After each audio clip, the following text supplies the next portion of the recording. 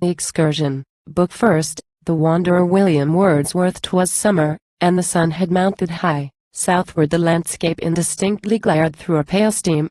But all the northern downs, in clearest air ascending, showed far off a surface dappled o'er with shadows flung from brooding clouds.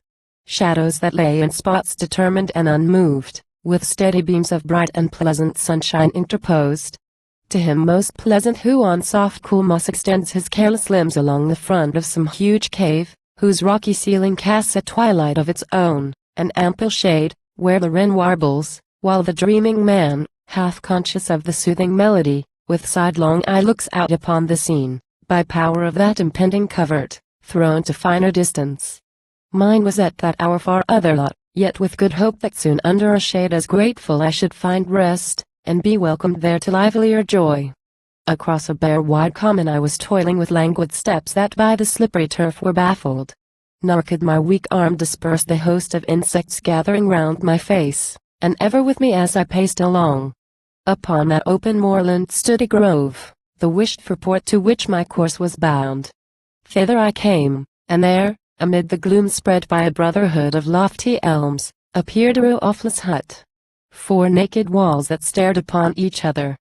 I looked round, and to my wish and to my hope espied the friend I sought.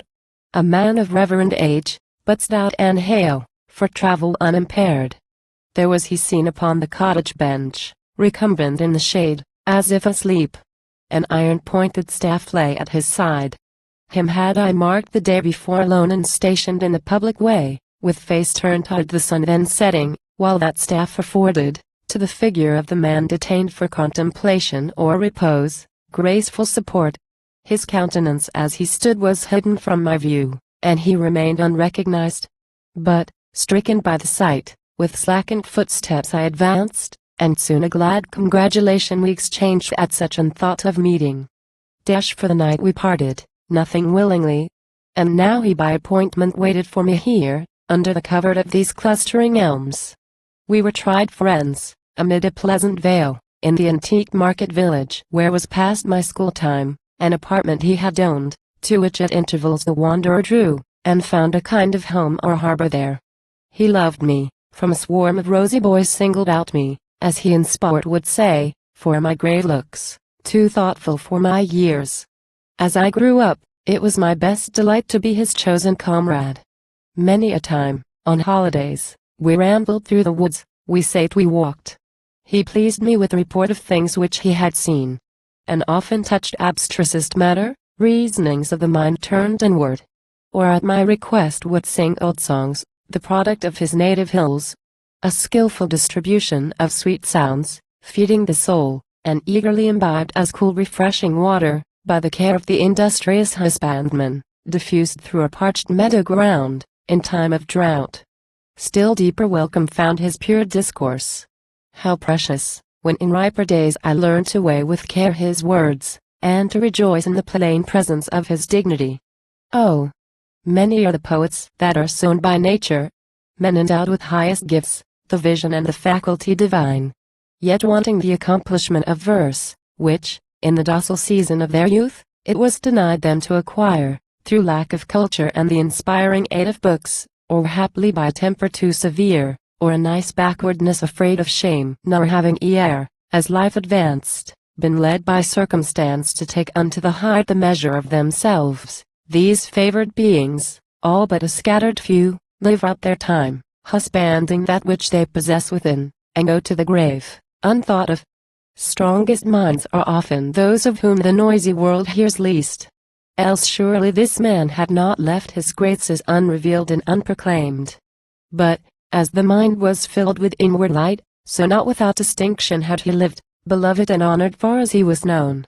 And some small portion of his eloquent speech, and something that may serve to set in view the feeling pleasures of his loneliness, his observations, and the thoughts his mind had dealt with, I will here record in verse, which, if with truth it correspond, and sink or rise as venerable nature leads, the high and tender muses shall accept with gracious smile, deliberately pleased, and listening time reward with sacred praise.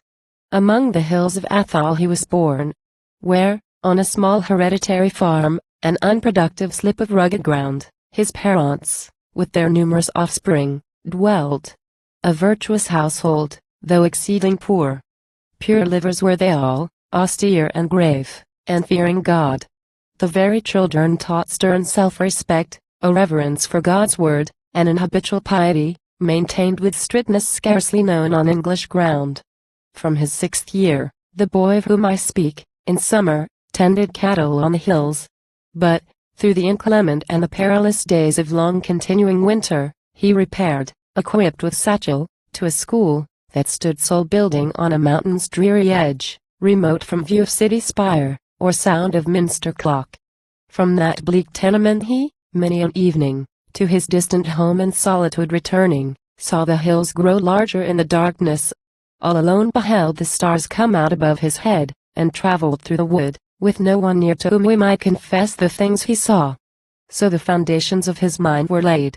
In such communion, not from terror free, while yet a child, and long before his time, had he perceived the presence and the power of greatness, and deep feelings had impressed so vividly great objects that they lay upon his mind like substances, whose presence perplexed the bodily sense.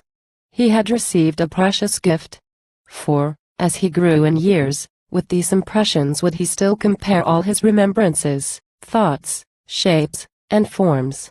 And, being still unsatisfied with aught of dimmer character, he thence attained an active power to fasten images upon his brain, and on their pictured lines intensely brooded, even till they acquired the liveliness of dreams.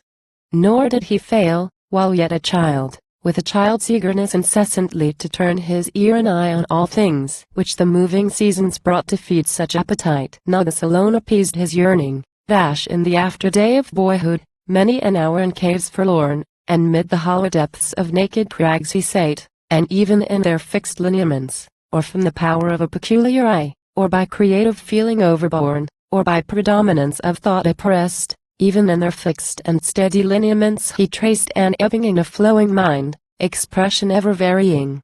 Thus informed, he had small need of books. For many a tale traditionary, round the mountains hung, and many a legend, peopling the dark woods, nourished imagination in her growth, and gave the mind that apprehensive power by which she is made quick to recognize the moral properties and scope of things. But eagerly he read, and read again, whate'er the minister's old shelf supplied. The life and death of martyrs, who sustained, with will inflexible, those fearful pangs triumphantly displayed in records left of persecution, and the Covenant times whose echo rings through Scotland to this hour. And there, by lucky hap, had been preserved a straggling volume, torn and incomplete, that left half told the preternatural tale, romance of giants, chronicle of fiends, profuse and garniture of wooden cuts strange and uncouth. Dire faces, figures dire, sharp-kneed, sharp-elbowed, and lean-ankled too, with long and ghostly shanks forms which once seen could never be forgotten. In his heart, where fear sate thus, a cherished visitant, was wanting yet the pure delight of love by sound diffused, or by the breathing air, or by the silent looks of happy things, or flowing from the universal face of earth and sky. But he had felt the power of nature, and already was prepared, by his intense conceptions, to receive deeply the lesson deep of love which he, whom nature, by whatever means, has taught to feel intensely, cannot but receive. Such was the boy, but for the growing youth, what soul was his, when, from the naked top of some bold headland, he beheld the sun rise up, and bathe the world in light. He looked ocean and earth, the solid frame of earth and ocean's liquid mass, in gladness lay beneath him, far and wide the clouds were touched, and in their silent faces could hear an unutterable love. Sound needed none, nor any voice of joy. His spirit drank the spectacle, sensation, soul, and form, all melted into him. They swallowed up his animal being. In them did he live, and by them did he live. They were his life. In such access of mind, in such high hour of visitation from the living God, thought was not. In enjoyment it expired. No thanks he breathed, he proffered no request. Wrapped into still communion that transcends the imperfect offices of prayer and praise, his mind was a thanksgiving to the power that made him. It was blessedness and love. A herdsman on the lonely mountain tops, such intercourse was his, and in this sort was his existence oftentimes possessed. Oh, then how beautiful, how bright, appeared the written promise. Early had he learned to reverence the volume that displays the mystery, the life which cannot die. But in the mountains did he feel his faith. All things, responsive to the writing, there breathed immortality, revolving life, and greatness still revolving. Infinite, their littleness was not. The least of things seemed infinite, and there his spirit shaped her prospects, nor did he believe, he saw. What wonder if his being thus became sublime and comprehensive? Low desires, low thoughts had there no place. Yet was his heart lowly. For he was meek in gratitude, oft as he called those ecstasies to mind, and whence they flowed. And from them he acquired wisdom, which works through patience. Thence he learned in oft recurring hours of sober thought to look on nature with a humble heart. Self-questioned where it did not understand, and with a superstitious eye of love. So passed the time. Yet to the nearest town he duly went with what small overplus his earnings might supply, and brought away the book that most had tempted his desires while at the stall he read. Among the hills he gazed upon that mighty orb of song, the divine Milton. Lore of different kind, the annual savings of a toilsome life, his schoolmaster supplied. Books that explain the purer elements of truth involved in lines and numbers, and, by charms severe, especially perceived where nature droops and feeling is suppressed, preserve the mind busy in solitude and poverty. These occupations oftentimes deceived the listless hours, while in the hollow vale, hollow and green, he lay on the green turf in pensive idleness. What could he do, thus daily thirsting, in that lonesome life, with blind endeavors? Yet, still uppermost, nature was at his heart as if he felt, though yet he knew not how, a wasting power in all things that from her sweet influence might tend to wean him. Therefore with her hues, her forms, and with the spirit of her forms, he clothed the nakedness of austere truth. While yet he lingered in the rudiments of science, and among her simplest laws, his triangles they were the stars of heaven, the silent stars. Oft did he take delight to measure the altitude of some tall crag that is the eagle's birthplace, or some peak familiar with forgotten years, that shows, inscribed upon its visionary sides, the history of many a winter storm, or obscure records of the path of fire. And thus before his 18th year was told, accumulated feelings pressed his heart with still increasing weight.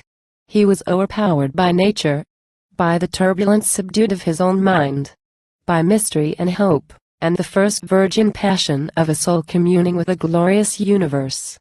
Full often wished he that the winds might rage when they were silent. Far more fondly now than in his earlier season did he love tempestuous nights, the conflict and the sounds that live in darkness.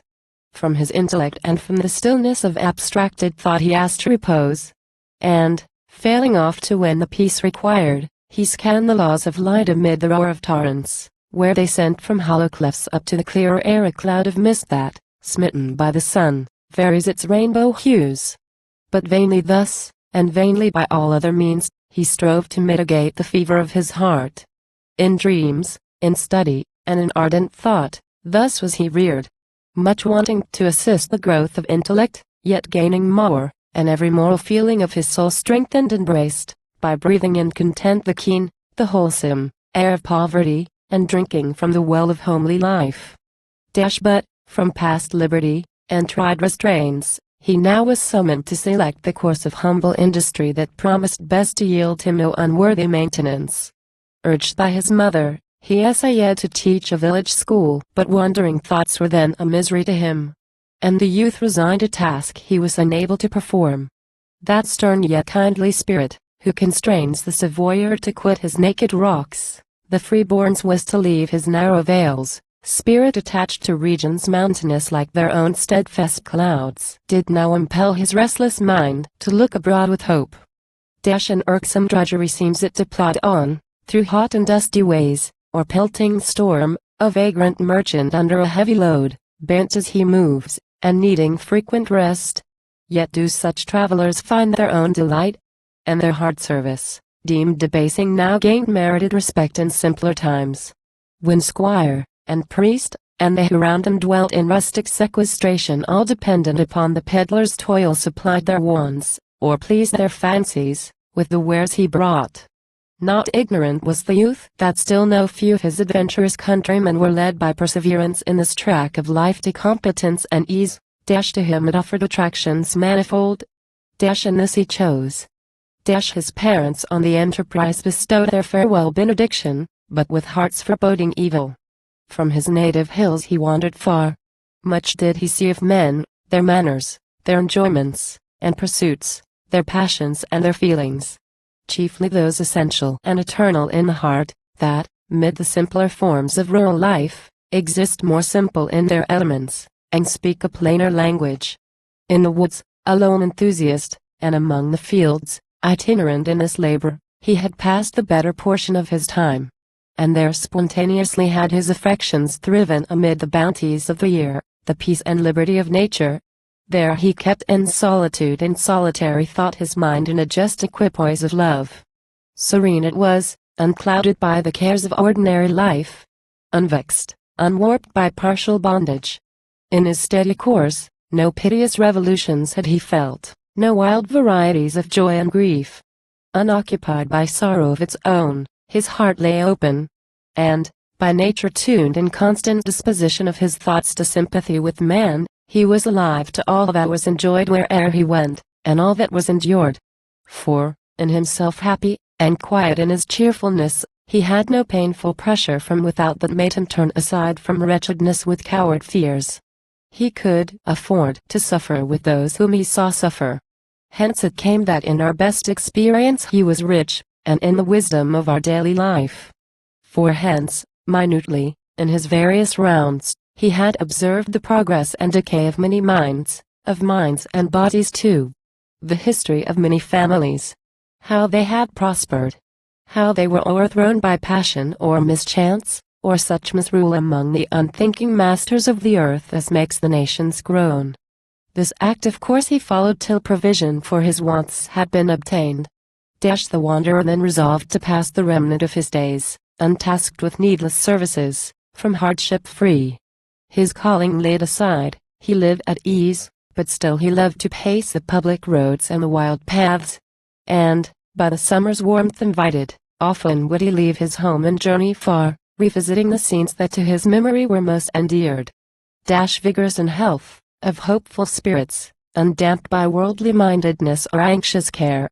Observant, studious, thoughtful, and refreshed by knowledge gathered up from day to day. Thus had he lived a long and innocent life. The Scottish Church, both on himself and those with whom from childhood he grew up, had held the strong hand of her purity, and still had watched him with an unrelenting eye. This he remembered in his riper age with gratitude and reverential thoughts. But by the native vigor of his mind, by his habitual wanderings out of doors, by loneliness, and goodness, and kind works, whate'er, in docile childhood or in youth, he had imbibed of fear or darker thought was melted all away. So true was this, that sometimes his religion seemed to me self-taught, as if a dreamer in the woods, who to the model of his own pure heart shaped his belief, as grace divine inspired, and human reason dictated with awe. And surely never did there live on earth a man of kindlier nature. The rough sports and teasing ways of children vexed not him. Indulgent listener was he to the tongue of garrulous age. Nor did the sick man's tale, to his fraternal sympathy addressed, obtain reluctant hearing. Plain his garb, such as might suit a rustic sire, prepared for Sabbath duties. Yet he was a man whom no one could have passed without remark. Active and nervous was his gait. His limbs and his whole figure breathed intelligence. Time had compressed the freshness of his cheek into a narrower circle of deep red, but had not tamed his eye. That, underbrows shaggy and gray, had meanings which it brought from years of youth, which, like a being made of many beings, he had wondrous skill to blend with knowledge of the years to come, human, or such as lie beyond the grave. Group of underscores, so was he framed. And such his course of life who now, with no appendage but a staff, the prized memorial of relinquished toils, upon that cottage bench reposed his limbs, screened from the sun. Supine the wanderer lay, his eyes as if in drowsiness half shut, the shadows of the breezy elms above dappling his face. He had not heard the sound of my approaching steps, and in the shade unnoticed did I stand some minutes' space. At length I hailed him, seeing that his hat was moist with water drops, as if the brim had newly scooped a running stream. He rose, and ere a lively greeting into peace had settled, ampersand quo. "'Tis, ampersand quo," said I, ampersand quo. "A burning day, my lips are parched with thirst, but you, it seems, have somewhere found relief. Ampersand quo." He, at the word, pointing towards the sweet briar, bade me climb the fence where that aspiring shrub looked out upon the public way. It was a plot of garden ground run wild, its matted weeds marked with the steps of those, whom, as they passed, the gooseberry trees that shot in long lank slips, or currants, hanging from their leafless stems, in scanty strings, had tempted to o'erleap the broken wall. I looked around, and there, where two tall hedgerows of thick alder boughs joined in a cold damp nook, espied a well shrouded with willow flowers and plummy fern. My thirst I slaked, and, from the cheerless spot withdrawing, straightway to the shade returned where sate the old man on the cottage bench. And, while, beside him, with uncovered head, I yet was standing, freely to respire, and cool my temples in the fanning air, thus did he speak. Ampersand quo. I see around me here things which you cannot see. We die, my friend, nor we alone, but that which each man loved and prized in his peculiar nook of earth dies with him, or is changed. And very soon even of the good is no memorial left. The poets, in their elegies and songs lamenting the departed, call the groves, they call upon the hills and streams, to mourn, and senseless rocks. Nor idly.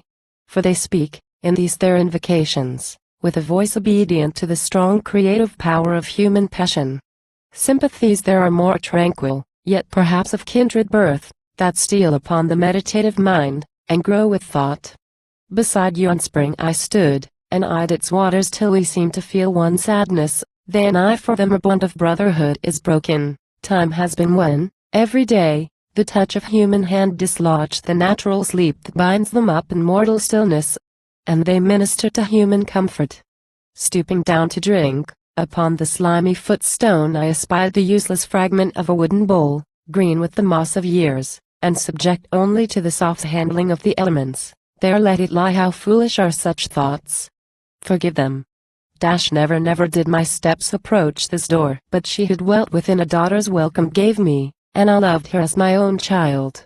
Oh, sir, the good die first, and they whose hearts are dry as summer dust burn to the socket. Many a passenger hath blessed poor Margaret for her gentle looks, when she upheld the cool refreshment drawn from that forsaken spring. And no one came but he was welcome. No one went away but that it seemed she loved him. She is dead, the light extinguished of her lonely hut, the hut itself abandoned to decay, and she forgotten in the quiet grave. I speak, ampersand quo, continued he, ampersand quo, of one whose stock of virtues bloomed beneath this lonely roof.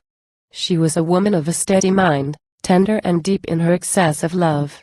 Not speaking much, pleased rather with the joy of her own thoughts, by some especial care her temper had been framed, as if to make a being, who by adding love to peace might live on earth a life of happiness. Her wedded partner lacked not on his side the humble worth that satisfied her heart, frugal, affectionate, sober, and withal keenly industrious. She with pride would tell that he was often seated at his loom, in summer, ere the mower was abroad among the dewy grass, in early spring, ere the last star had vanished. They who passed at evening, from behind the garden fence might hear his busy spade, which he would ply, after his daily work, until the light had failed, and every leaf and flower were lost in the dark hedges. So their days were spent in peace and comfort, and a pretty boy was their best hope, next to the God in heaven.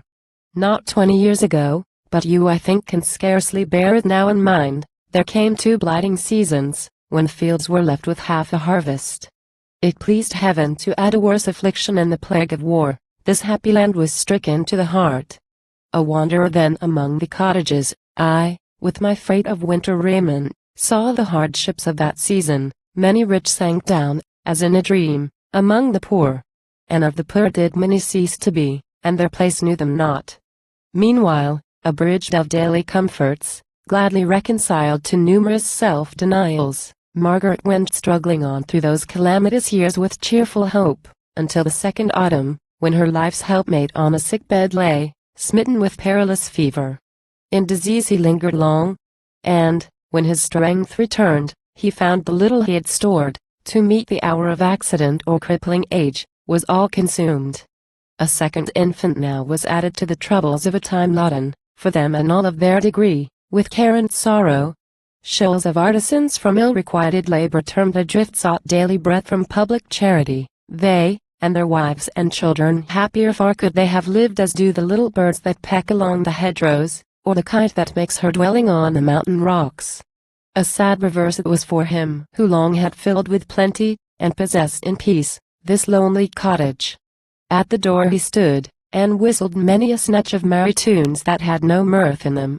Or with his knife carved uncouth figures on the heads of sticks, then, not less idly, sought, through every nook in house or garden, any casual work of use or ornament. And with a strange, amusing, yet uneasy, novelty, he mingled, where he might, the various tasks of summer, autumn, winter, and of spring. But this endured not. His good humor soon became a weight in which no pleasure was, and poverty brought on a petted mood and a sore temper. Day by day he drooped, and he would leave his work and to the town would turn without an errand his slack steps, or wander here and there among the fields. One while he would speak lightly of his babes, and with a cruel tongue, at other times he tossed them with a false unnatural joy, and 'twas a rueful thing to see the looks of the poor innocent children. Every smile, said Margaret to me, here beneath these trees, made my heart bleed. Ampersand quo. At this the wanderer paused, and, looking up to those enormous elms, he said, Ampersand quo. 'Tis now the hour of deepest noon. At this still season of repose and peace, this hour when all things which are not at rest are cheerful, while this multitude of flies with tuneful hum is filling all the air, why should a tear be on an old man's cheek? Why should we thus, with an untoward mind, and in the weakness of humanity, from natural wisdom turn our hearts away, to natural comfort shut our eyes and ears, and, feeding on disquiet, thus disturb the calm of nature with our restless thoughts? Ampersand quo. Group of underscores. He spake with somewhat of a solemn tone, but, when he ended, there was in his face such easy cheerfulness, a look so mild, that for a little time it stole away all recollection, and that simple tale passed from my mind like a forgotten sound. While on trivial things we held discourse, to me soon tasteless. In my own despite, I thought of that poor woman as of one whom I had known and loved. He had rehearsed her homely tale with such familiar power, with such an active countenance, and I so busy, that the things of which he spake seemed present. And, attention now relaxed, a heartfelt chillness crept along my veins. I rose, and, having left the breezy shade, stood drinking comfort from the warmer sun, that had not cheered me long ere, looking round upon that tranquil ruin, I returned, and begged of the old man that, for my sake, he would resume his story. He replied, Ampersand quo. It were wantonness, and would demand severe proof, if we were men whose hearts could hold vain dalliance with the misery even of the dead. Contented thence to draw a momentary pleasure, never marked by reason, barren of all future good. But we have known that there is often found in mournful thoughts, and always might be found, a power to virtue friendly. Were single quote not so, I am a dreamer among men, indeed an idle dreamer. 'Tis a common tale, an ordinary sorrow of man's life, a tale of silent suffering, hardly clothed in bodily form. But without further bidding I will proceed. While thus it fared with them, to whom this cottage, till those hapless years, had been a blessed home, it was my chance to travel in a country far remote. And when these lofty elms once more appeared, what pleasant expectations lured me on o'er the flat common. With quick step I reached the threshold, lifted with light hand the latch. But, when I entered, Margaret looked at me a little while, then turned her head away speechless, and, sitting down upon a chair, wept bitterly. I wist not what to do, nor how to speak to her. Poor wretch! At last she rose from off her seat, and then, oh sir. I cannot tell how she pronounced my name, with fervent love, and with a face of grief unutterably helpless, and a look that seemed to cling upon me, she inquired if I had seen her husband. As she spake, a strange surprise and fear came to my heart, nor had I power to answer ere she told that he had disappeared not 2 months gone. He left his house, 2 wretched days had passed, and on the 3rd, as wistfully she raised her head from off her pillow, to look forth, like one in trouble, for returning light, within her chamber casement she espied a folded paper, lying as if placed to meet her waking eyes. This tremblingly she opened, found no writing, but beheld pieces of money carefully enclosed, silver and gold. I shuddered at the sight, said Margaret, for I knew it was his hand that must have placed it there. And ere that day was ended, that long anxious day, I learned, from one who by my husband had been sent with the sad news, that he had joined a troop of soldiers, going to a distant land. He left me thus. He could not gather heart to take a farewell of me, for he feared that I should follow with my babes, and sink beneath the misery of that wandering life. This tale did Margaret tell with many tears, and, when she ended, I had little power to give her comfort, and was glad to take such words of hope from her own mouth as served to cheer us both. But long we had not talked ere we built up a pile of better thoughts, and with a brighter eye she looked around as if she had been shedding tears of joy. We parted. 'Twas the time of early spring. I left her busy with her garden tools, and well remember, o'er that fence she looked, and, while I paced along the footway path, called out, and sent a blessing after me, with tender cheerfulness, and with a voice that seemed the very sound of happy thoughts. I roved o'er many a hill and many a dell, with my accustomed load. In heat and cold, through many a wood and many an open ground, in sunshine and in shade, in wet and fair, drooping or blithe of heart, as might befall. My best companions now the driving winds, and now the trotting brooks and whispering trees, and now the music of my own sad steps, with many a short-lived thought that passed between, and disappeared. I journeyed back this way, when, in the warmth of midsummer, the wheat was yellow, and the soft and bladed grass, springing afresh, had o'er the hayfield spread its tender verdure. At the door arrived, I found that she was absent. In the shade, where now we sit, I waited her return. Her cottage, then a cheerful object, wore its customary look, only, it seemed, the honeysuckle, crowding round the porch, hung down in heavier tufts. And that bright weed, the Yellowstone crop, suffered to take root along the window's edge, profusely grew, blinding the lower panes. I turned aside, and strolled into her garden. It appeared to lag behind the season, and had lost its pride of neatness. Daisy flowers and thrift had broken their trim border lines, and straggled o'er paths they used to deck. Carnations, once prized for surpassing beauty, and no less for the peculiar pains they had required, declined their languid heads, wanting support. The cumbrous bindweed, with its wreaths and bells, had twined about her 2 small rows of peas, and dragged them to the earth. Ere this an hour was wasted. Back I turned my restless steps. A stranger passed, and, guessing whom I sought, he said that she was used to ramble far. The sun was sinking in the west, and now I sate with sad impatience. From within her solitary infant cried aloud. Then, like a blast that dies away self-stilled, the voice was silent. From the bench I rose, but neither could divert nor soothe my thoughts. The spot, though fair, was very desolate. The longer I remained, more desolate, and, looking round me, now I first observed the cornerstones, on either side the porch, with dull red stains discolored, and stuck o'er with tufts and hairs of wool, as if the sheep, that fed upon the common, thither came familiarly, and found a couching place even at her threshold. Deeper shadows fell from these tall elms. The cottage clock struck 8. I turned, and saw her distant a few steps. Her face was pale and thin. Her figure, too, was changed. As she unlocked the door, she said, "It grieves me you have waited here so long, but, in good truth, I've wandered much of late. and sometimes to my shame I speak have need of my best prayers to bring me back again. While on the board she spread our evening meal, she told me, interrupting not the work which gave employment to her listless hands, that she had parted with her elder child to a kind master on a distant farm, now happily apprenticed. I perceive you look at me, and you have cause. Today I have been traveling far, and many days about the fields I wander, knowing this only, that what I seek I cannot find. And so I waste my time, for I am changed. And to myself, said she, have done much wrong, and to this helpless infant. I have slept weeping, and weeping have I waked. My tears have flowed as if my body were not such as others are, and I could never die. But I am now in mind and in my heart more easy.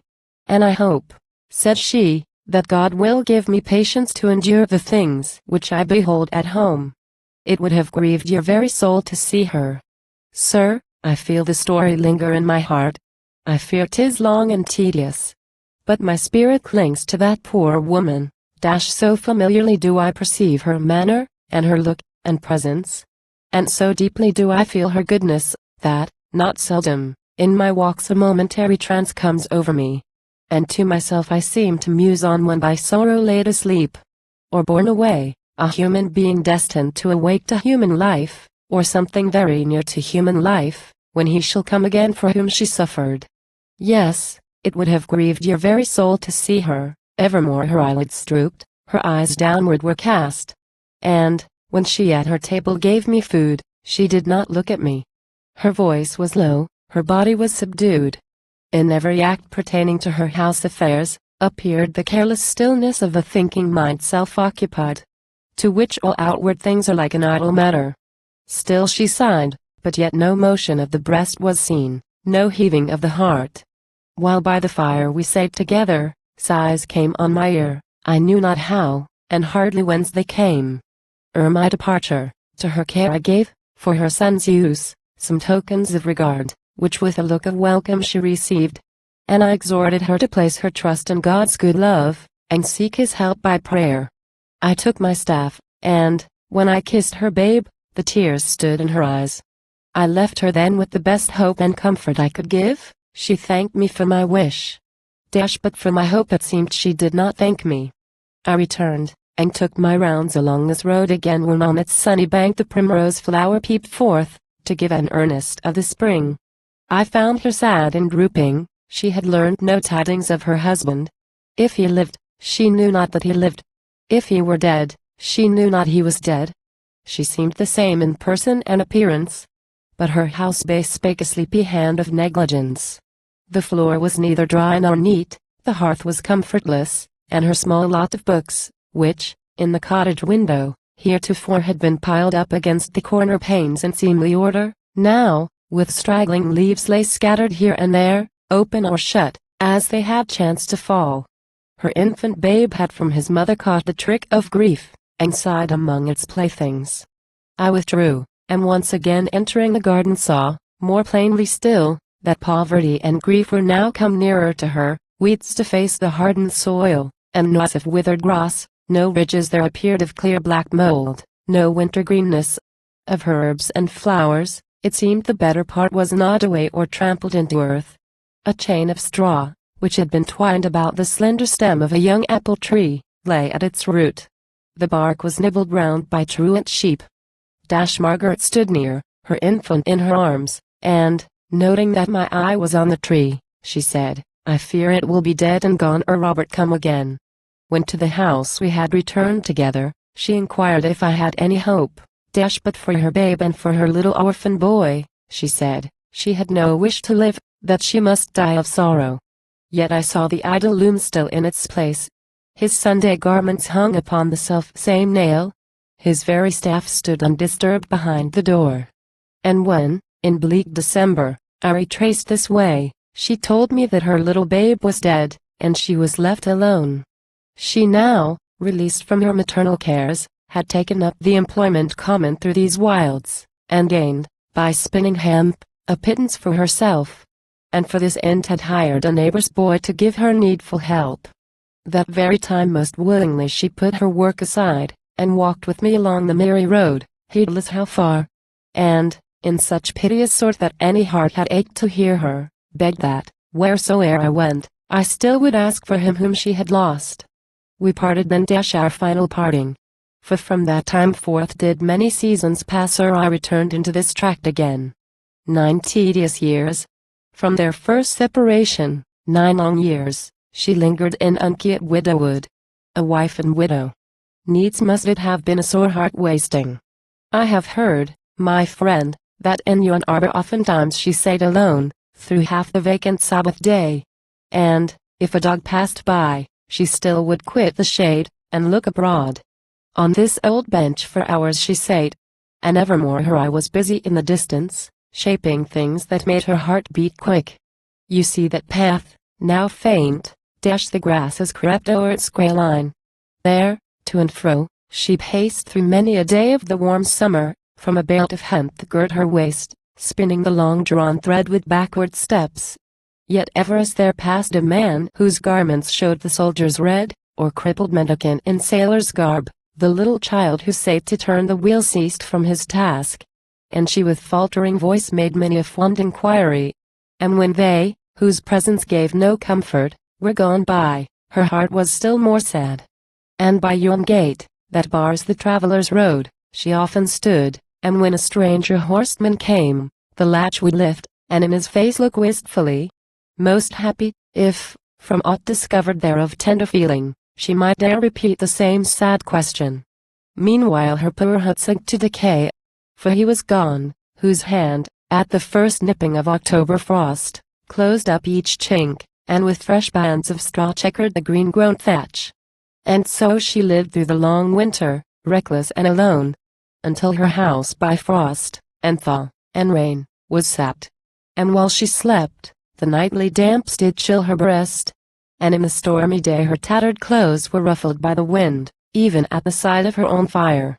Yet still she loved this wretched spot, nor would for worlds have parted hence.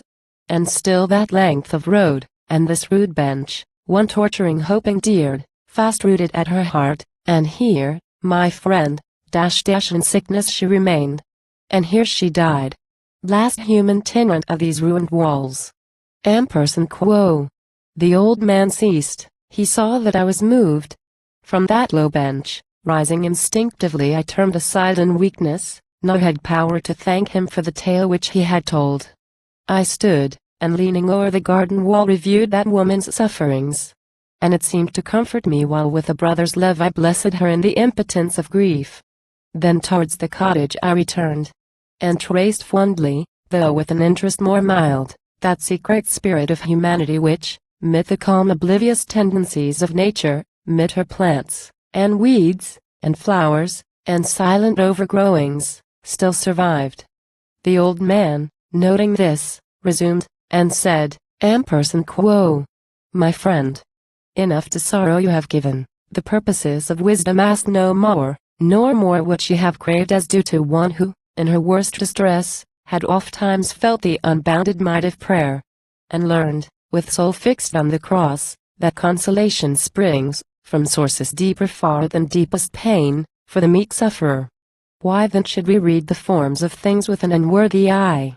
She sleeps in the calm earth, and peace is here. I well remember that those very plumes, those weeds, and the high spear grass on that wall, by mist and silent raindrops silvered o'er, as once I passed, into my heart conveyed so still an image of tranquility, so calm and still, and looked so beautiful amid the uneasy thoughts which filled my mind, that what we feel of sorrow and despair from ruin and from change, and all the grief that passing shows of being leave behind, appeared an idle dream, that could maintain, nowhere, dominion o'er the enlightened spirit whose meditative sympathies repose upon the breast of faith. I turned away, and walked along my road in happiness. Ampersand quo. He ceased. Ere long the sun declining shot a slant and mellow radiance, which began to fall upon us, while, beneath the trees, we sate on that low bench, and now we felt, admonished thus, the sweet hour coming on. A linnet warbled from those lofty elms, a thrush sang loud, and other melodies, at distance heard, peopled the milder air. The old man rose, and, with a sprightly mien of hopeful preparation, grasped his staff. Together casting then a farewell look upon those silent walls, we left the shade, and, ere the stars were visible, had reached a village inn, our evening resting place.